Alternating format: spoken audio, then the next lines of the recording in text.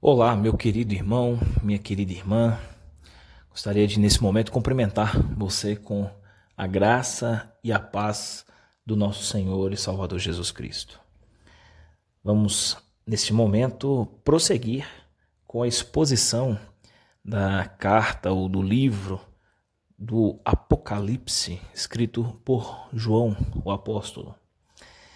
Nessa ocasião, estaremos caminhando para mais uma carta escrita às igrejas da Ásia Menor.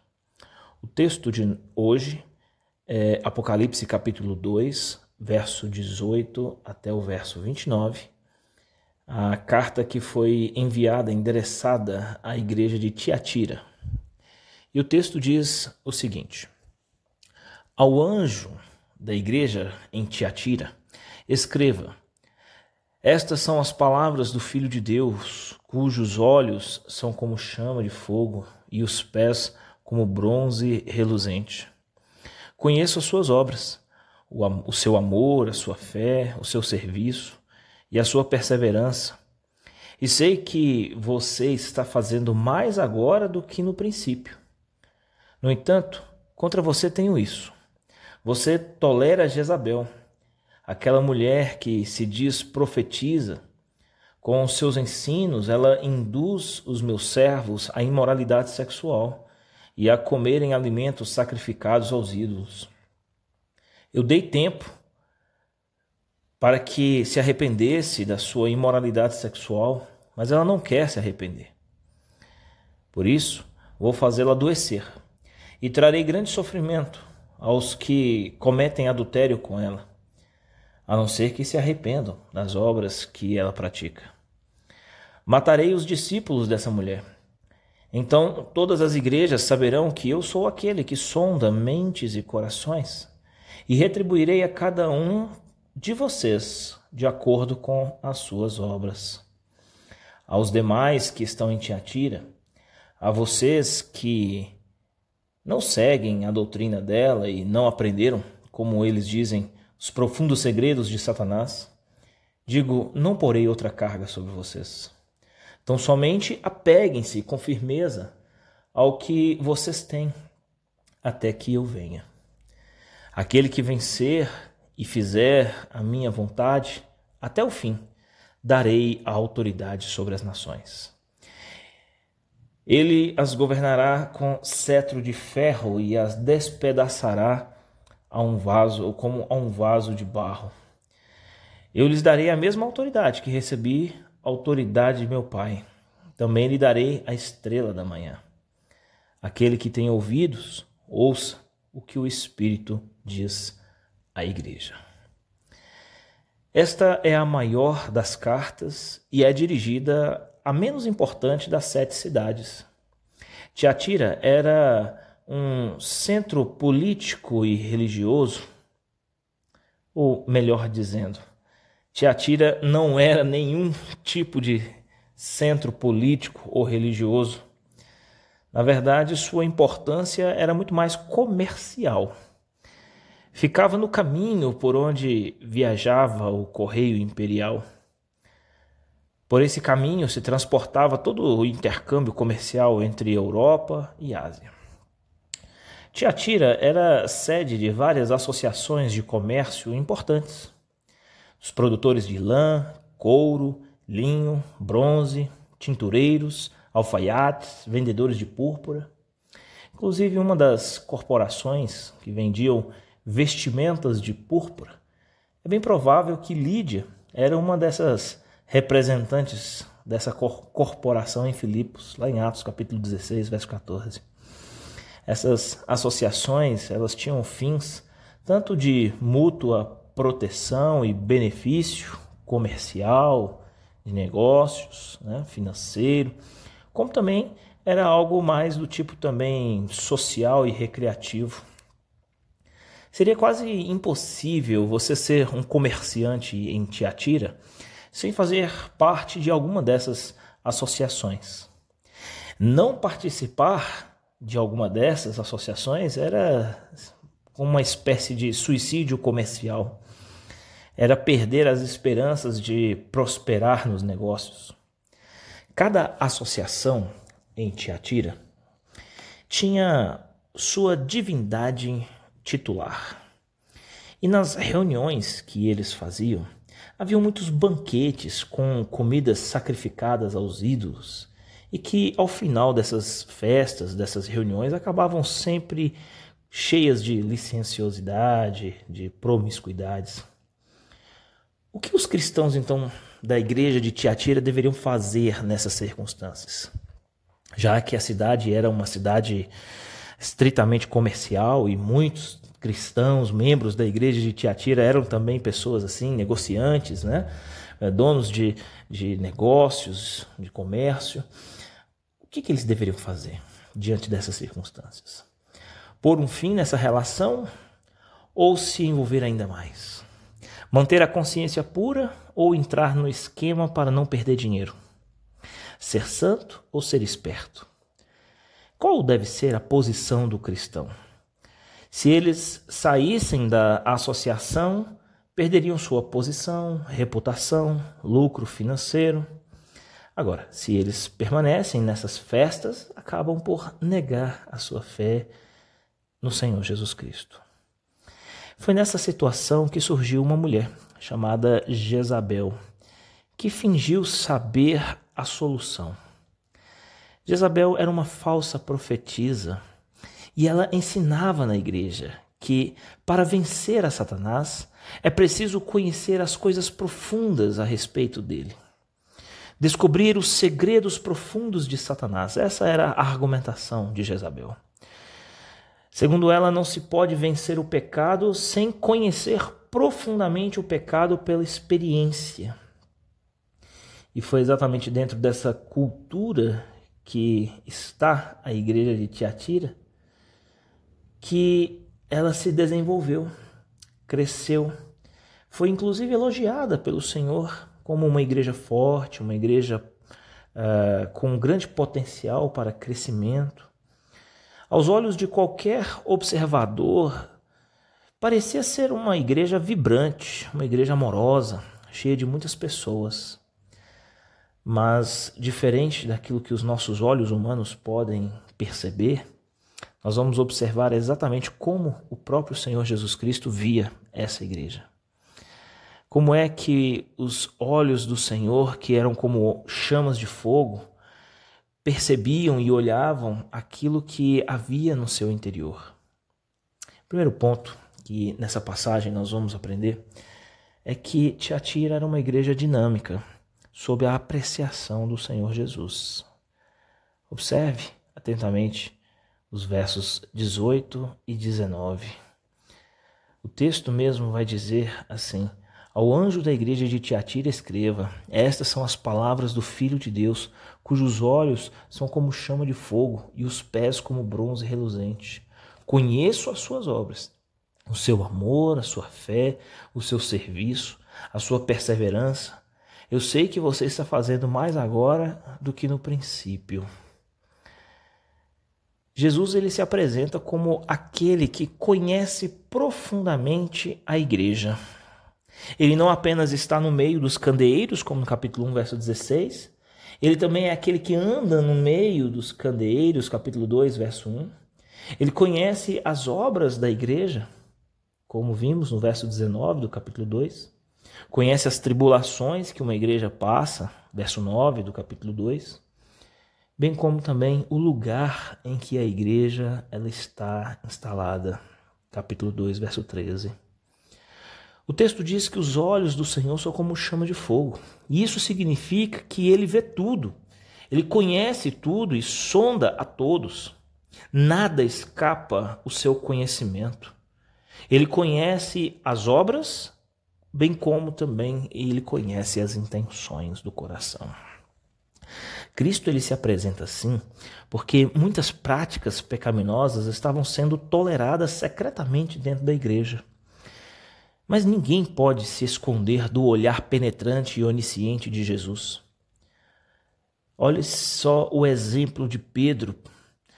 Pedro ele não pôde apagar da sua memória aquele olhar penetrante de Jesus quando este mesmo negou o Senhor 3 vezes. Ele é aquele que esquadrinha o coração e os pensamentos.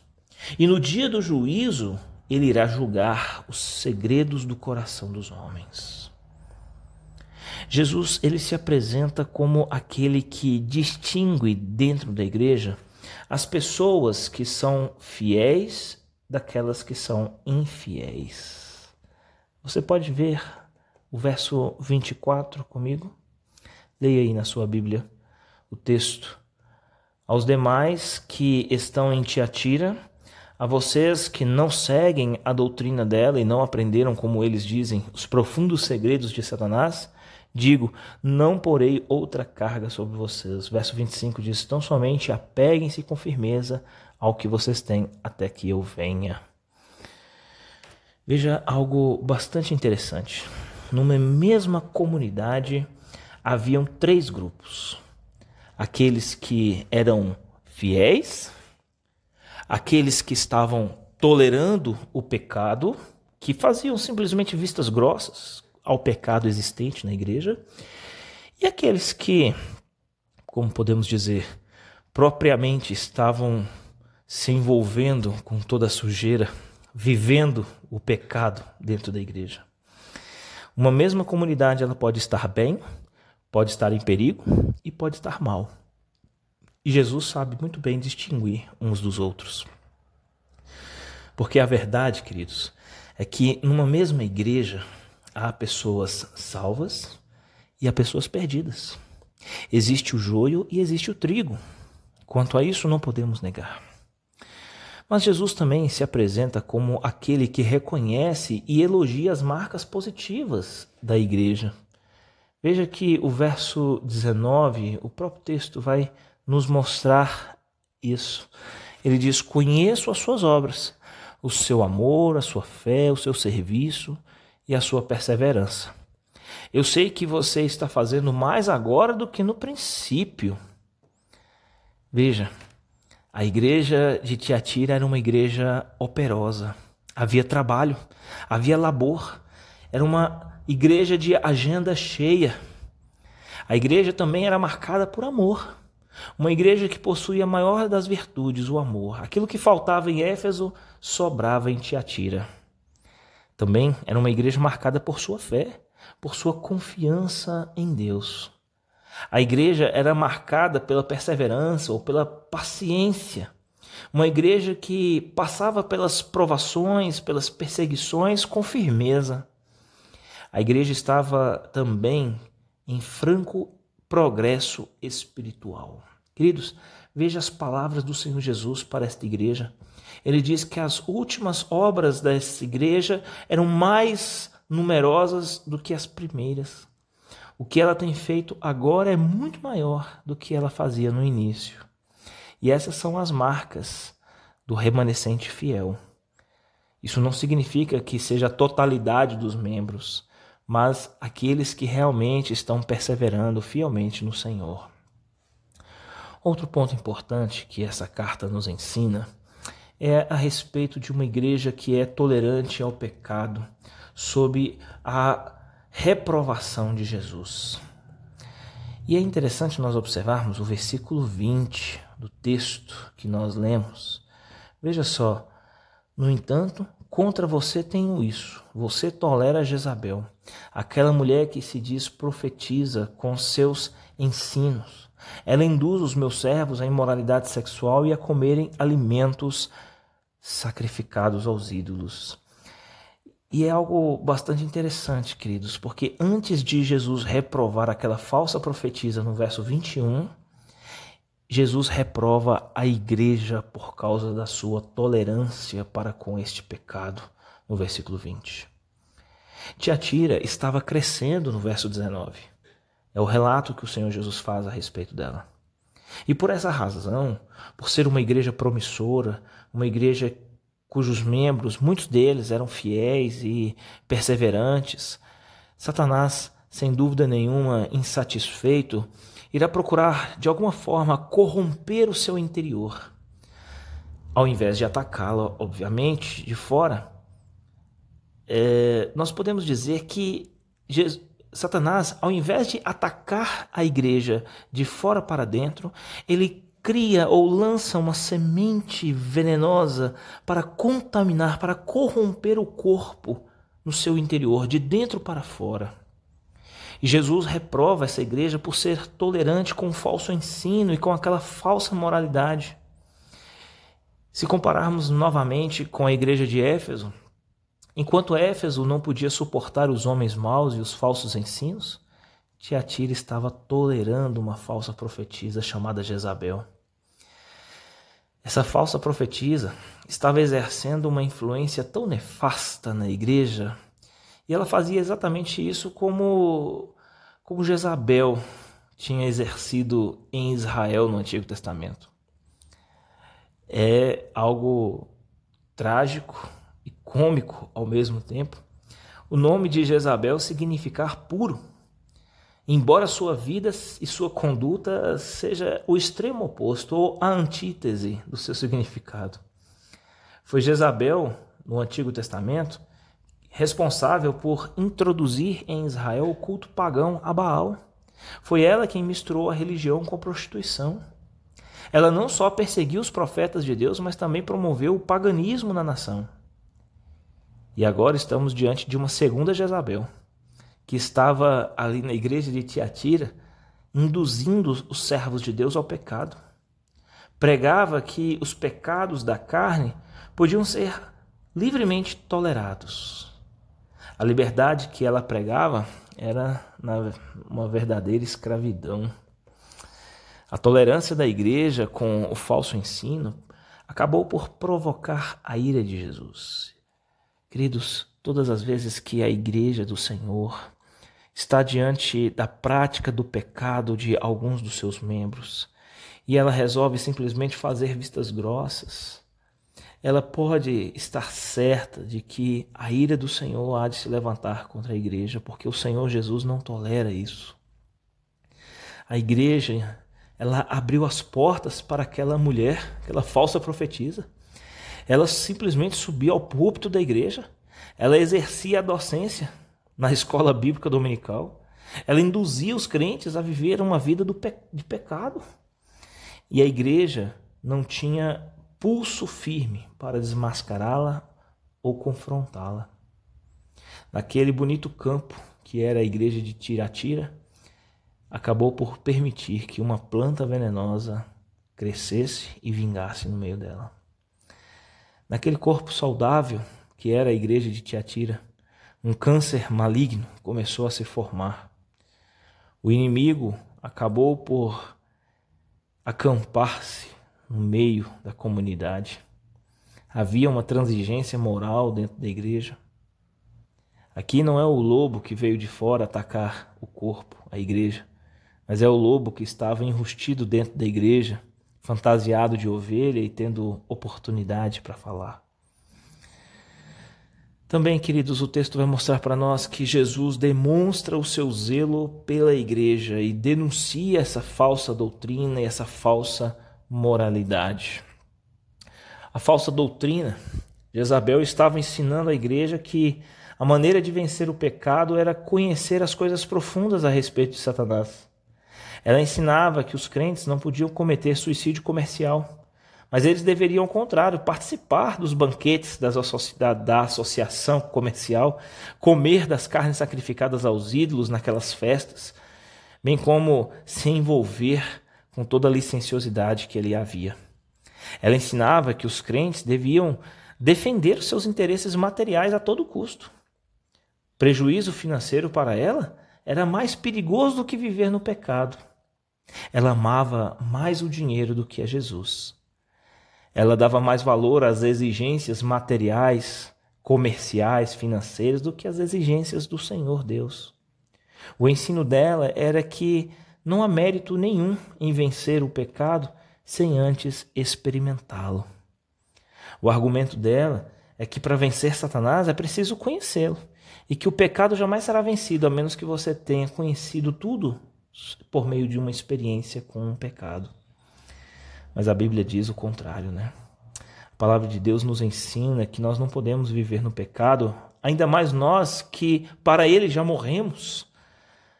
Paulo ele diz que na malícia devemos ser como crianças e que devemos ser simples para o mal. Romanos 16, 19. Também fala a respeito da falsa moral. A proposta de Jezabel era oferecer uma nova versão do cristianismo.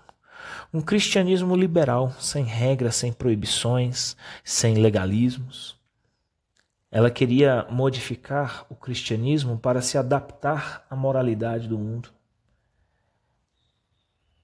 O que, na verdade, ela estava ensinando na igreja era uma prática ecumênica com um paganismo da sua época. Por fim, terceiro ponto, queridos, uma igreja como a igreja de Tiatira foi confrontada por Jesus, mas ela teve a oportunidade de se arrepender. Antes de Jesus tratar a igreja com juízo, ele a confronta em misericórdia, concede a ela a oportunidade de se arrepender. Veja o verso 21. Dei-lhe tempo para que se arrependesse da sua imoralidade sexual, mas ela não quer saber de se arrepender. Deus é paciente. O Senhor é longânimo. Ele não tem prazer na morte do ímpio. Ele não quer que nenhum se perca. Ele chama ao arrependimento. Ele dá tempo para que o pecador se arrependa. Cada dia é um tempo de graça. É uma oportunidade de se voltar para Deus. As portas da graça estão abertas. Os braços do perdão estão estendidos. Como fez o Senhor Jesus com Jerusalém, ele faz com aqueles que são pecadores dentro da igreja. Ele disse em Mateus 23, 37, Jerusalém, Jerusalém, quantas vezes quis eu ajuntar os seus filhotes como uma galinha ajunta os seus filhotes, e vós não o quisestes. Em outro momento, o próprio Jesus disse, contudo, não quereis vir a mim para terdes vida, em João capítulo 5, verso 40.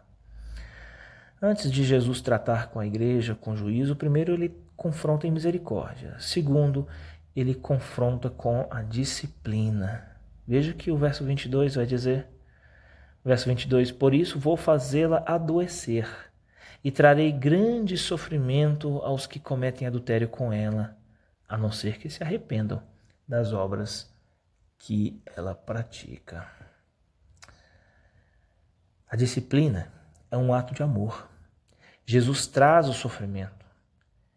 Ele transformou o leito do adultério em um leito do sofrimento. Ele transformou o prazer do pecado em um chicote de disciplina.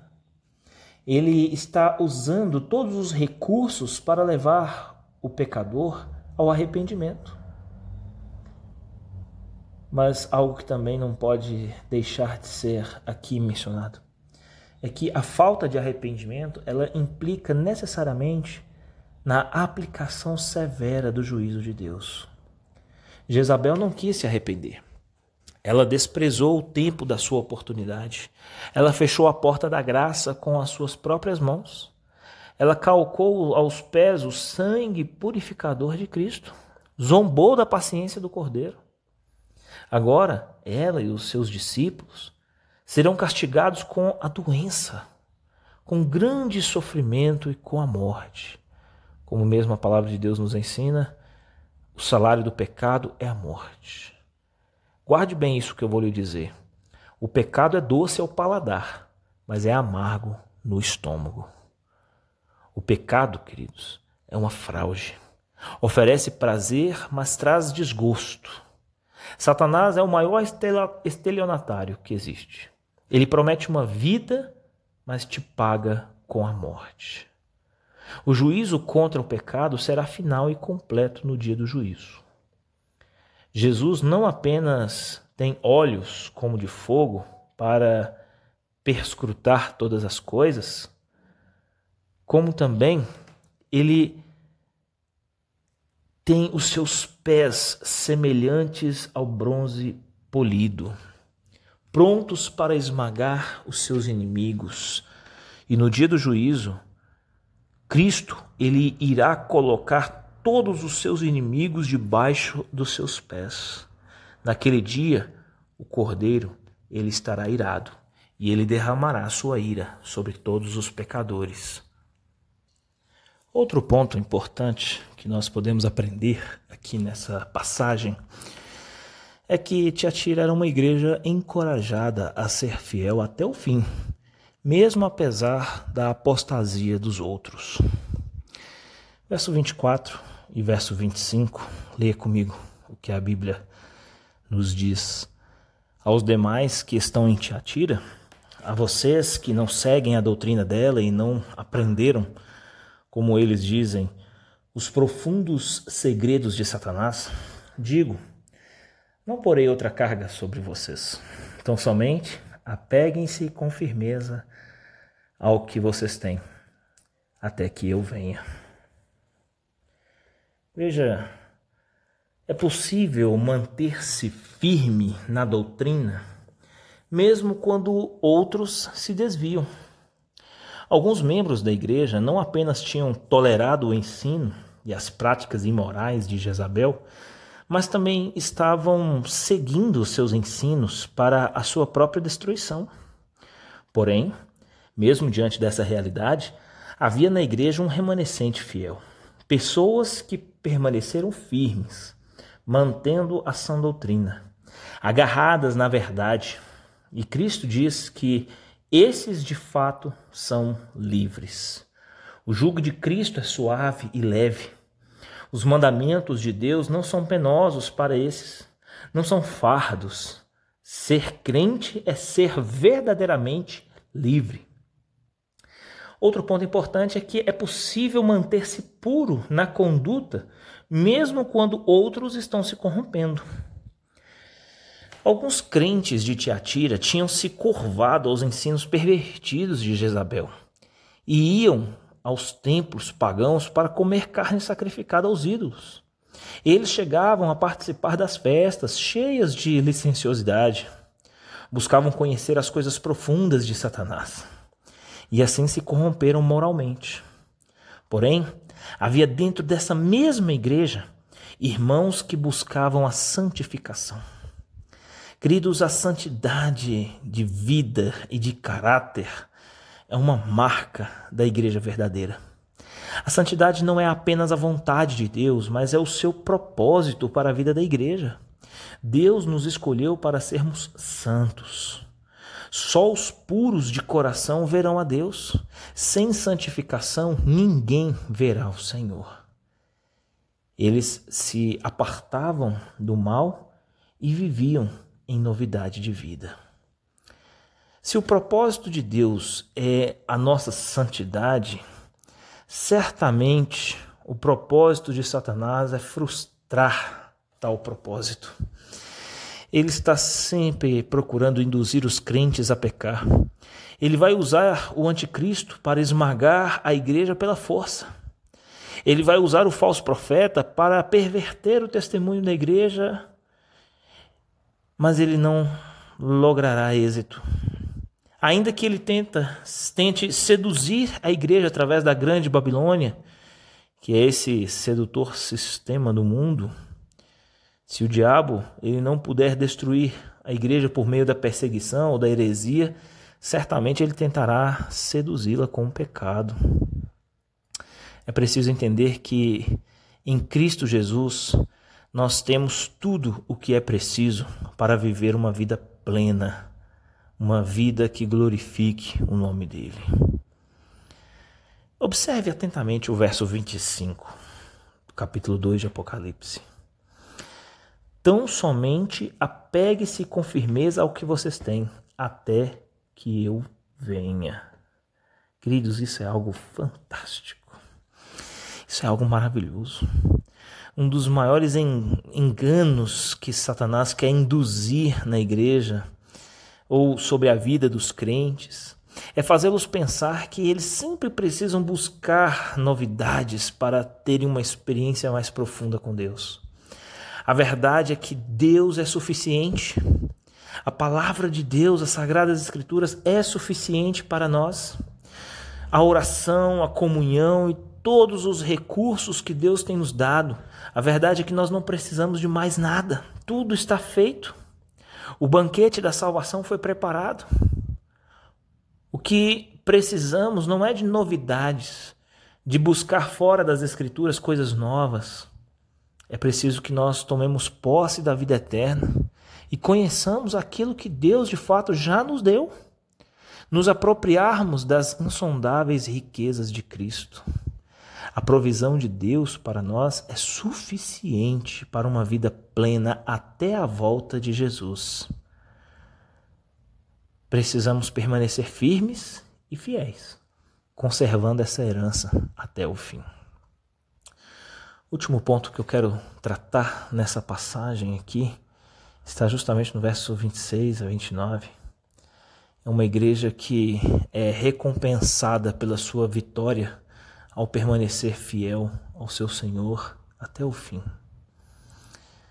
texto, verso 26, vai dizer que o vencedor é aquele que guarda até o fim as obras de Jesus. Perseverança é a marca dos santos. Aqueles que se desviam e perecem no pecado são como Judas, filhos da perdição. Nunca nasceram de novo. Mas o vencedor, não. O vencedor é diferente. O texto diz que no último dia os vencedores irão julgar os ímpios e reinarão com Cristo, verso 26 e 27.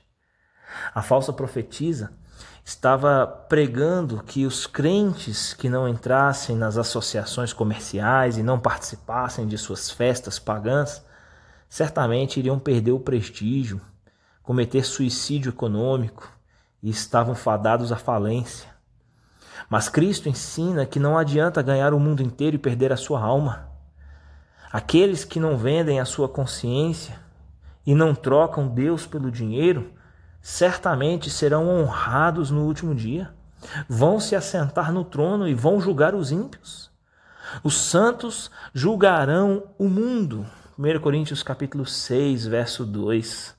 Aqueles que têm dominado suas próprias paixões sobre a terra, um dia terão ascendência sobre outros no céu. No dia do juízo, os perversos serão quebrados como um vaso de barro. E é interessante, né? Porque essa passagem em Apocalipse que fala isso é uma citação dos Salmos. Salmo de número 2, verso 8 e 9. Em vez de desprezo, teremos uma posição de honra. Vamos reinar com Cristo. Aqueles que perdem a vida por amor a Cristo encontrarão a verdadeira vida. Mas aqueles que querem ganhar a vida nesse mundo irão perdê-la. O vencedor vai conhecer não as coisas profundas de Satanás, como diz a passagem bíblica, mas irá conhecer as coisas profundas a respeito de Cristo. Verso 28. Os salvos receberão a estrela da manhã. Não apenas eles receberão corpos glorificados e irão brilhar como estrelas no firmamento, mas também irão conhecer a Cristo, a estrela da manhã, de Apocalipse 22:16, na sua plenitude. Os salvos terão parte não apenas na autoridade de Cristo de governar o mundo, mas também na sua glória. Recusando-se a penetrar nas profundezas de Satanás, toda a igreja, os crentes salvos, sondarão as profundezas de Cristo um dia. Voltando suas costas para as trevas e o pecado, eles verão a luz da glória de Deus na face de Cristo. Os que renunciaram ao pecado e às vantagens do mundo viverão na glória com Cristo em completo e eterno contentamento. Você consegue imaginar algo que seja melhor do que isso? Queridos, Cristo é a nossa herança. Cristo é a nossa riqueza, a nossa recompensa. Iremos vê-lo, contemplá-lo face a face. Vamos servi-lo eternamente. Ele será o nosso prazer e o nosso deleite para sempre. Existe algo que se compare a isso? Cristo, sem dúvida nenhuma, é melhor que os banquetes do mundo, porque somente Ele é capaz de satisfazer a nossa alma. Eu quero finalizar nossa mensagem de hoje com uma conclusão. Verso 29. capítulo 2 de Apocalipse. Quem tem ouvidos, ouça o que o Espírito diz às igrejas. Essa carta ela não foi apenas uma carta endereçada à igreja de Tiatira, mas é uma carta dirigida a mim e a você, a igreja de hoje. Que Deus então nos dê ouvidos para ouvir aquilo que Ele tem nos falado ainda nesse tempo. Amém? Que Deus abençoe a sua vida e até o nosso próximo estudo.